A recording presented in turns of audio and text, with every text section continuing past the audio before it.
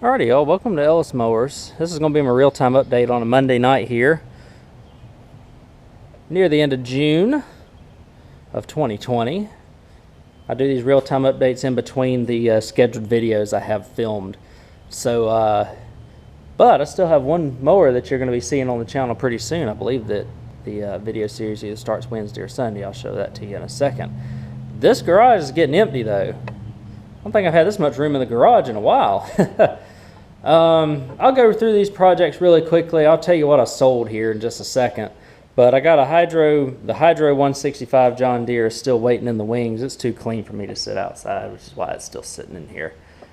Got the John Deere 125. I don't think there's really any status change from the last time that y'all saw this on the channel. Just grabbing my mail and stuff. Found a nice little decoration, fancy little decoration for 29 cents at Hobby Lobby the other day. So I'll add that to my all of my signs up here, and obviously my big old $10 Sears special with the old school NASCAR logo and the old school Sears logo. I know there's a lot of controversy in NASCAR now, but you got to give them credit for them getting back into the for them being the first sport, getting back into the swing of things after the whole big deal that went on in the world. So 125 John Deere. I still haven't bolted down the 14.5. This is going to be my project tomorrow because I'm on it now. I had the other little things to deal with, or to finish up, not to deal with before. But we're going to throw this 14.5 on here. Figure out how I'm going to wire it up. Should be a little bitty, or just little minor wiring things I've got to do to it. But got my 20 horse sitting right there. Probably going to be just kind of put away for a little while. One thing that I don't have, that I didn't realize I didn't have until I was working on some of these, is I don't have a 1 1/4 inch nut, or socket, excuse me, because that's a 1 1/4 inch nut there. I got to go buy one of them. Of course, my bench is a little bit in disarray, but I've got a couple of new items, a lot of parts and whatnot, carburetors, deck belts, and things of that nature. Got one battery here still waiting to go in the John Deere. So, and then I got a starter. In my previous video where I cried mercy on the opposed twins, I told you about the starter that went out. So I found this one for about, I think I paid right at $30 for it. This is actually an OEM versus a Chinese one. And so I know Long Island Mowers and More actually commented on one of my posts, or on that previous video, talking about me crying mercy on the opposed twins, talking about how the Chinese starters really wear out bushings and whatnot. But I think this one is just wore out on the inside. I'll have to look at it. I might be able to save it. But I still get very wary about parts that are wore out that I rebuild and whatnot. So I've got a couple hanging out here. This Craftsman is actually coming up in the video series, I believe on Wednesday. You'll see it. And I just finished filming a follow-up video to it. That's part of the opposed twins saga, so I needed to film that follow to it. This is the Troy-Bilt that I have been working on over the past week. Just got it done tonight. It's going to be delivered to its new owner tomorrow. I will be getting another one of these. I don't know what age and what type it is, but I will be getting another one of these on trade, plus I believe $300. So turned out, cleaned up really nice. One thing about these MTDs though, I just feel like they don't have a lot of power, especially once you put the blades on. It seems like it's just not very powerful. I don't know why. It's got a 17.5 horse engine with a 42-inch cut. It should be decently powerful on it. What I'll end up having to do this, I just finished filming this video. 3 tire tubes, fuel lines and filter, new carburetor, new battery, new drive belts. Sharpened the blades, changed the oil. I believe that's all I did to it. Oh, also I have fixed the steering on it. All I had to do was tighten up the steering nut, and it seemed to work just fine. The deck it's in decent shape overall, but the deck I had to I had to weld the back bracket on back here. It's a pretty common issue with the Troy-Bilts. I had to weld that back on. So just finished cutting my yard with it, actually. So I think it did a pretty decent job. Let me close this Craftsman real quick as well. I had to put the starter on it, obviously. I think I had that done by the time I filmed the last video. This thing's starting and running great. I am still disclosing the issue that it does not like to restart when hot after you cut the blades, or after you've been cutting with it for a while. So I've got that as a disclosure. I still got it listed for $400. I should get a bite on it. If not, I think I got a buyer that is just waiting on his paycheck to come in before he comes and gets it at the end of the week. So either way, this thing will leave. I don't really say good riddance to a lot of lawnmowers. This is a super nice lawnmower, but I'm saying good riddance to this one because I ain't ready for it to be gone. I've been looking at it for a couple months. I'm kind of tired of seeing it. The gray Craftsman is still in shambles. I have decided, thanks to a lot of y'all's comments, I have decided to finish rebuilding it. I still haven't looked at the deck spindles. I appreciate Ken Small Engines and a couple other guys that gave me the suggestions to check the way that the little spacer is on the spindle. I will check that. I know exactly what you're talking about, so I will check that whenever I get to this mower. Got a couple of parts coming for it before I finish it up. Started running a little weird too, so I got to look at that. Let me tell you real quickly while I'm in between things.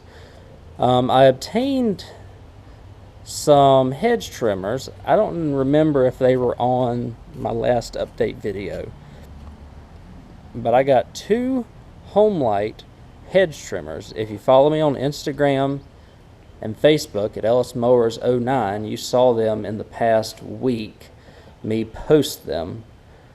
Old Homelite hedge trimmers, probably from the, well, not old, but I know one of them was from like 93. The other one I think was probably from the late 90s. One was a 17-inch, one was a 19-inch. I got roughly $80 a piece for them things, which is pretty good. I had one listed for $100, sold it for $80. I had one listed for $70. I delivered it, or did I have it listed for $75? I had it listed for $75. I actually delivered it 44 miles away. I drove my little white car that gets, or my white Honda Fit that gets 36 miles a gallon, so it really was negligible. Delivered them first thing on a Saturday morning. I don't mind driving, so got $25 extra. Met a heck of a nice guy. Can't go wrong with it. Now, so I've got the deck for the John Deere. I'm hoping, fingers crossed. I took a break over the weekend. Everybody needs a break, and I tell you one thing, I needed one after last week. Family matters and stuff going on, death in the family and things like that. So a little bit of a hard week last week. Took a much needed break away from the house this past weekend. Came back, hit this one hard. Fixed the, I actually had to go make a house call this morning. Fixed the Red Wizard riding mower that I sold about 3 weeks ago, I suppose. The deck arm for the blade engage had a little bit of play in it, and what was happening it ground up against the drive belt and actually snapped the drive belt. So luckily I had another drive belt off of my Parts Wizard rider back there. I took over there, swapped out the drive belt. It worked fine. And then I found, because I was like, why in the world would a drive belt just snap like that? Because I've never seen one do that unless it was a frozen pulley. So I took a couple of pulleys over there. The pulleys on it were fine. It was just, I guess it snagged up with the deck where the blade engage arm was and probably snapped it off. Fixed that, drove it around. Probably was over there about an hour. I wanted to take my time and troubleshoot it and stuff. I'm not really the fastest person in the world when it comes to fixing things, so to speak. I know I sell a bunch of stuff, but a lot of that work was done in the off season when I didn't have to worry about dealing with dealing with, not dealing with customers, but, you know, just balancing, fixing things, selling things, communicating with people, stuff like that. So this is, unfortunately, it's starting to look like a junkyard back here. I hate it, but I will clean this stuff out later on in the season. And of course, there's a lot of mowers that need a decent amount of work that are still very salvageable, that I would like to get going as well, including this Murray, which I hope I have covered back up the air filter. Oh, I robbed the carburetor off of it, that's why. And this Yard Pro or whatever, these are kind of, I think I'm saving that one. Obviously a parts mower. Obviously a parts mower. Obviously a parts mower. Would like to save that one. Parts mower, saving. Would like to save. I haven't really gotten into it. I don't think I've got a good starter on that Kohler. Probably going to be in the garage in the next week, honestly. This one right here, I would love to get going. Super nice lawnmower. Husqvarna had that crazy Kohler, or the terrible Kohler Courage in it. It is getting this 17 horsepower Briggs. So it is getting this. And then what I might do, and I don't know if I'm going to do it yet, I think I might take the wiring harness off of this as well and just make it work on this Husqvarna. Either take it off of this Husqvarna or take it off of this Troy-Bilt, which is an MTD. I might have better luck if I take it off of this Wizard, which is an AYP product, and so all the switches and stuff are probably pretty similar on it. I'm not sure if they're exactly the same or not, but the wiring between the Kohler Courage and the Briggs is it'd probably be a lot easier for me to change the yes, a very similar setup here.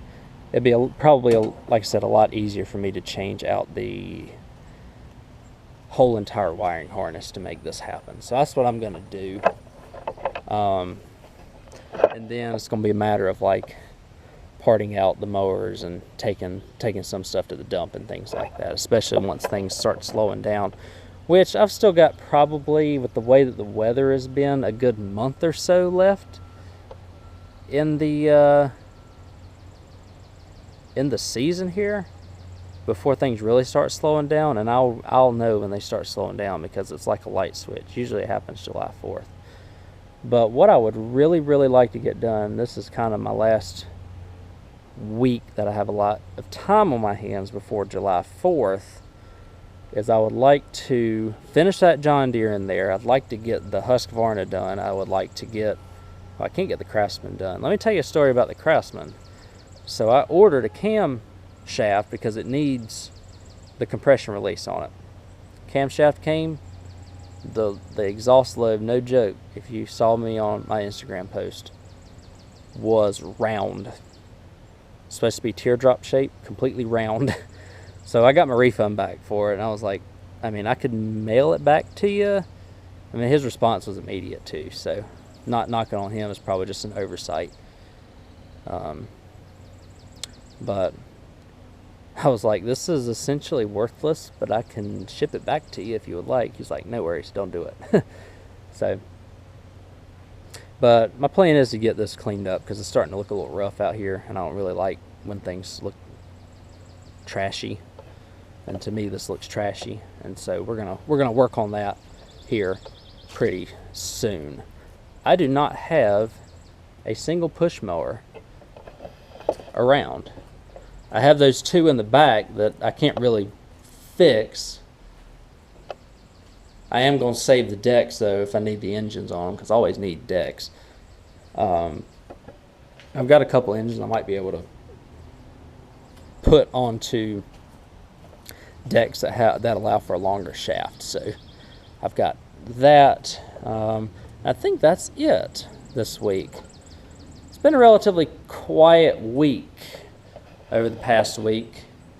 Apart from those hedge trimmers, I fixed the, like I said, I fixed that Troy-Bilt there, and that's basically it. So I just wanted to give you all that quick update. Oh, I also got my girlfriend's grandparents gave me 2 brand new 20x8-8 tires. They even still got the little nipples on them on the outside. So that was nice of them to do. They'll go on another project. I'll have to buy me a Harbor Freight tire changer or something along those lines at some point. But yeah, that's the update for today and this week. Hopefully next week, that'll be done. I don't know about the Husqvarna, but hopefully the Husqvarna will be done. And if I get the parts in for that gray Craftsman, I would like to get that one in and done as well, because that's kind of the last thorn in my side that I have, so to speak. Because it seems like I've had to semi-part it out, things like that. Anyways, I'll catch y'all in the next video. The LT1000 Green Craftsman is coming your way. It's a nice little series, 2-part series, and I'll throw the extra kind of how-to what I did to try and fix the chronic hot start issue on it as well. So that's all coming down the pipe. I appreciate y'all watching. You can catch me at Ellis Mowers 09 on Instagram and Facebook, and I'll catch you right here on YouTube for the next video.